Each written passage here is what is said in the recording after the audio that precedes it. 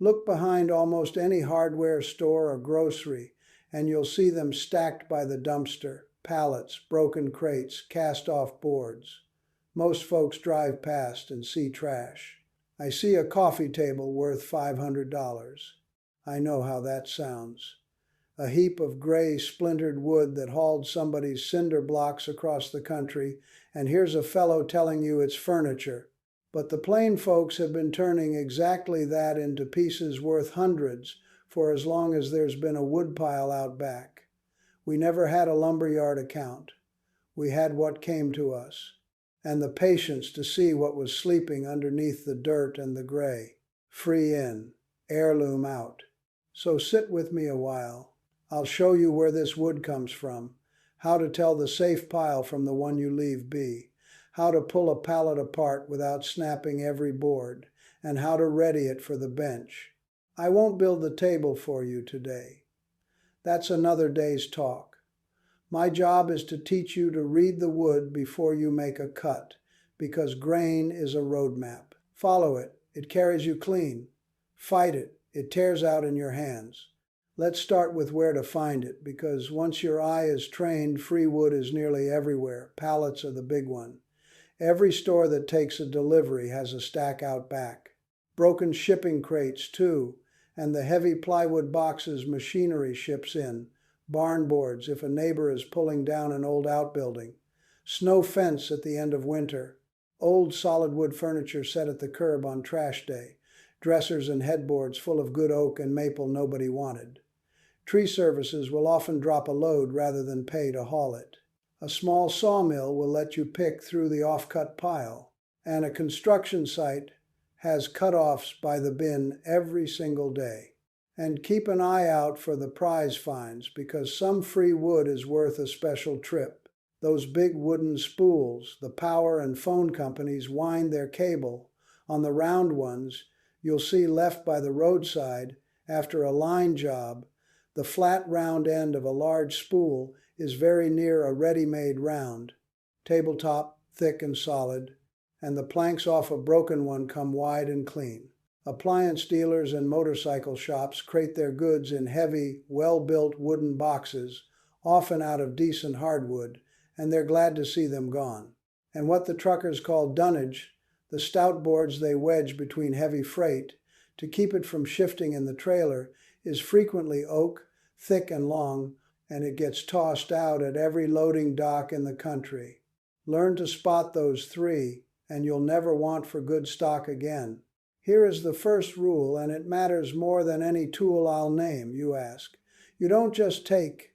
A lot of pallets are deposit pallets or return pallets, the kind that belong to a pool company and get sent back and reused.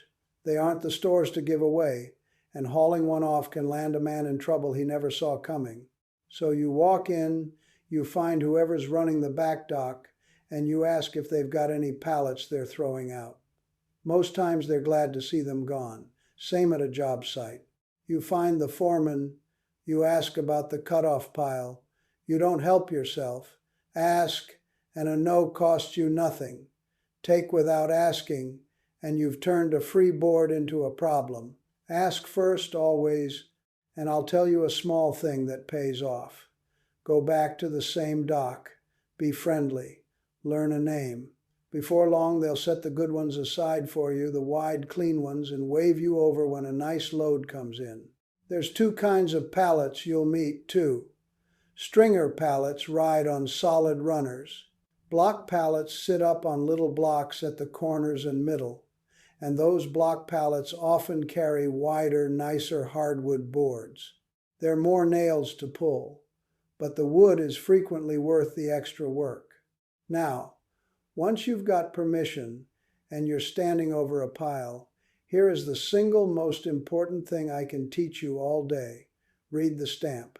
Look on the side of the pallet, branded right into the wood, for a small logo shaped like a stalk of wheat inside an oval. That's the IPPC mark, the international mark that tells you how that pallet was treated before it crossed a border. You'll see a country code and a number by it, and that's nothing to fret over. That just says where it was certified and by whom. What you care about is 2 letters. Those 2 letters tell you whether this wood belongs in your home or belongs left-right where it sits. The letters you want are HT, heat treated. That means the wood was brought up to temperature in a kiln to kill any pests. Just heat and time, no chemicals of any kind. Heat-treated wood is clean, it's dry, and it's the one you carry home. When I'm picking through a stack on a cold morning, HT is what my eye hunts for first. The letters you do not want are MB. That stands for methyl bromide, a pesticide the wood was fumigated with to kill pests for shipping. You do not bring an MB pallet into your house. You don't cut it, you don't sand it, you don't burn it, and you surely don't build anything that'll hold food or sit in a room where you sleep and breathe. See, MB, you walk on. No amount of free is worth carrying that home. There's a couple other letters that are nothing to fear. KD means kiln dried, just dried down so it won't warp. That's fine. DB means debarked, and that's fine too. You'll often see them paired, HTDB branded together, and that's a good clean pallet. So heat treated, killine dried, debarked, those are your friends. Methyl bromide is the one, and the only one, that sends you looking at the next pile. Read the stamp. And here's the honest part. A plain, everyday pallet built and used inside this country, a one-way pallet they call it, often carries no stamp at all, because it never crossed a border and never had to be treated. That wood may be perfectly clean and untreated and just fine, but you can't be dead certain, so I'd rather you use judgment than a guess. No stamp. You look it over hard and you think it through. And stamped or not, you skip any pallet with oil soaked into it, with a chemical stain, with a spill you can smell, or one that plainly hauled something you'd never want leaching up into your dinner table. Free wood is worth a great deal. It is never worth poisoning the very thing you build. Read the stamp, then trust your nose. Now let's say you found a good, clean, heat-treated pallet, and you've got the yes to take it. Time to pull it apart. This is where most folks ruin more wood than they save, because they get impatient. They jam a pry bar under a board and lean on it, and the board snaps. Those deck boards are thin. A pry bar dumps all its force on one little spot, and thin wood over one spot cracks every time. You end up with a wheelbarrow of kindling and nothing to build. There are better ways, and they all come down to one idea. Spread the force out. Don't pile it on one weak place. Before we pull the first board, let me name the little kit that makes this go easy, because none of it is dear. A pry bar, or a proper pallet buster, if you'll do more than a few.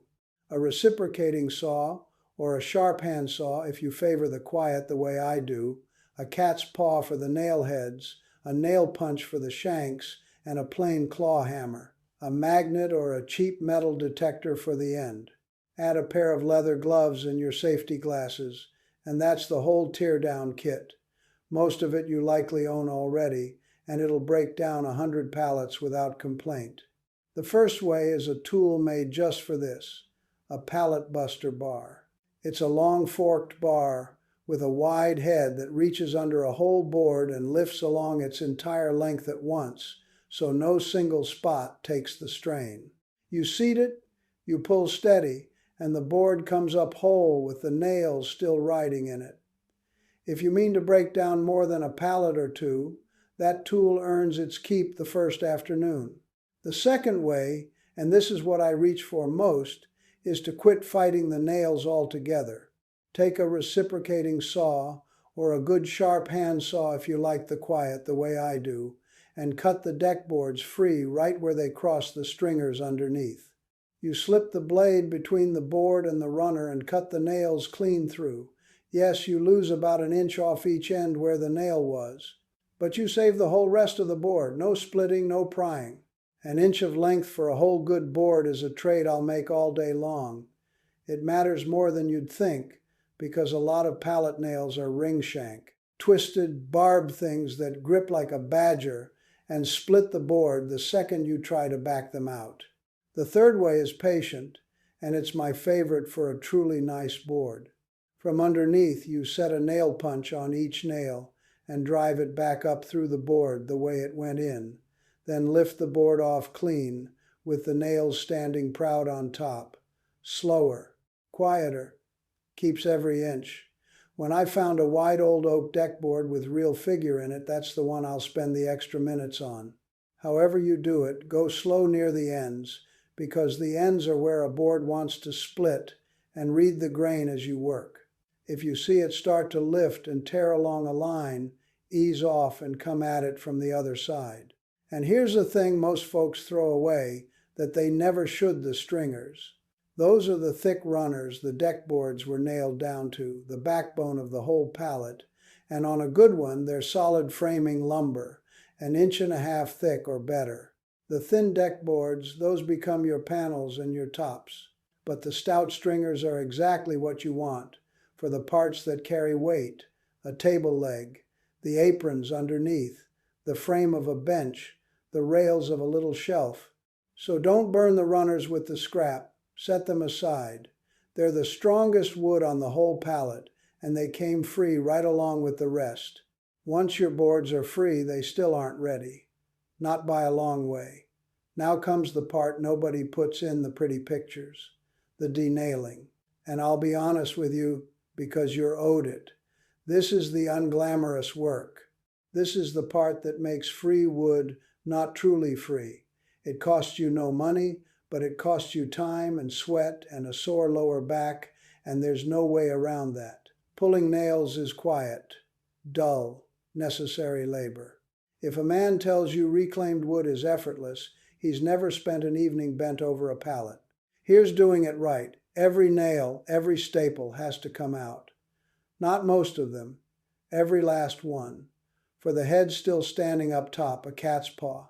That little clawed bar digs under the head and levers it up enough to grab and pull.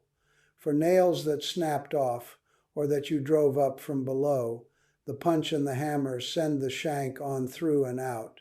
And put your safety glasses on before you start swinging that hammer. Every single time a rusty old nail head under tension can let go and fly, and it does not aim itself anywhere kind. Cheap glasses, a cheap habit, and it'll save you an eye. You work the board end to end until it's clean, bare wood in your hands. And then, this is the step that saves your tools and maybe your fingers. Before any blade or any plane iron touches that board, you run a magnet over every inch of it. A cheap magnetic sweeper, or even a little metal detector, the kind folks use to hunt coins in the park. Because one broken nail hiding down in the grain where you cannot see it will find your blade, and it'll find it at the worst possible moment. I'll tell one on myself. Years back, I skipped that sweep on a board I was sure was clean, ran it across the jointer, and there sat a broken nail sunk down where the gray had hit it. It put a chip in a plane iron I'd owned 20 years. Still stings me to think of it, and I check every board now, every time. Read the wood for metal the same way you read it for grain, before you commit the cut, not after. Now, once your boards are clean and swept and safe, you might figure you're ready to build. You're not quite. Reclaimed wood has been living hard outdoors.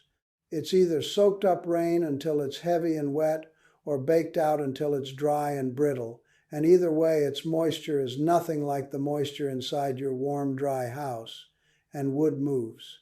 It always has. It always will. So you bring the boards inside, you sticker them, just lay them out with little spacers between so air gets all the way around each one, and you let them sit, a couple of weeks at the least. You let that wood come slow to the room it'll live in. Do that, and it settles down and stays put after you build. Skip it, and I promise the wood keeps moving after it's a tabletop, and it'll cup and split on you, and all that good work goes to ruin. Let it settle first, build second. Let me be honest with you a second time, because it's owed too. Not every board is worth saving. That's a hard thing for a thrifty man to hear, and I've had to learn it more than the once. Some reclaimed wood is simply too far gone, rotted soft, riddled through with old bug holes, or so warped and twisted it will never come true again. Some is stained deep with something you don't want and can't sand out. And watch close for a scatter of tiny round holes with a little fine powder sifting out beneath them. That's old wood-boring beetle, and if you carry a board like that into your shop, it can spread to the good lumber stacked alongside it, so that one stays outside. And some, honest to goodness, just isn't worth the hours it'd cost you against what little you'd get back. Knowing what to walk away from is half the whole skill of this craft. A good woodworker isn't the one who saves every last scrap he lays hands on. He's the one who's learned which scrap is worth his afternoon and which one belongs in the burn pile. Save your hours for the wood that pays them back. All right, say you've done all that. You've got a stack of clean, dry soundboards in your shop, and now the good part. Now you get to see what you actually have. This is where free wood starts to surprise people. You sort your boards by species and by color, and you take a plane or a sander to just one corner of each, and you scrape that dead gray skin away to see what's living underneath. A lot of the time, what's under there stops you cold. Pallet wood is often oak, sometimes hard maple, sometimes ash, or a dense hardwood a lumberyard would charge you real money for by the board foot. That gray, ugly, free thing you hauled out of a dumpster is hardwood on the hoof, and not one soul who drove past that pile had the eyes to see it. You did. 30-odd years of shavings on this floor taught me you cannot know a board by its skin. You have to open it up and let it show you. From there, you're reading grain the way we've been talking about all along. You lay the boards out, you turn them, you match them, grain running the way you want it. The colors sitting easy beside each other, and you glue up what you need for a top or a shelf or a seat. I won't walk you through the whole build today, the joinery and the clamping and the glue up, because that's a proper subject all its own and it deserves its own sit down. Just know that from here on it's ordinary woodworking. A coffee table, a little shelf for the wall, a bench for the mudroom, a set of picture frames out of the narrow bits. The wood came for free. What your hands make of it is up to you. And I'll say the one thing about your hands I always say. Clamp your work down and keep your fingers behind the blade. Free wood you can always find more of. Fingers you cannot. A clamped board and a little plain respect for a sharp edge is how a man stays whole enough to keep building for another 30 years. So let's talk about that $500. And let me be square with you on it. Free wood one good weekend and a few dollars of oil finish can become a piece that sells for $300, $400, $500 at a craft fair, because folks pay well right now for that reclaimed farmhouse look, and many a woodworker has found there's a real hunger for it. I won't promise you a number. I won't tell you you'll make $500, because a sale depends on your work and your fair and your buyer. And any man who guarantees you a price is selling you something. What I'll tell you is what a piece like this can be worth, and that a well-built reclaimed table can bring that much whether it sells or whether it stays in your own front room and saves you buying one. I think of Nelson Graber over in Adams County, who built a cedar hope chest out of a busted-up shipping crate. That chest will outlive all of us. The worth was never only the dollars. It's in knowing you read the board right. None of this needs a big shop or deep pockets. It needs sharp eyes and a little patience, and both of those are free. So tell me, what free wood can you get your hands on where you live? Pallets behind the feed store, a neighbor's old barn, a dresser at the curb. Leave it below and let me know what you're finding and what you aim to build from it. Build it once. Build it to last 100 years. I'll see you back at the bench.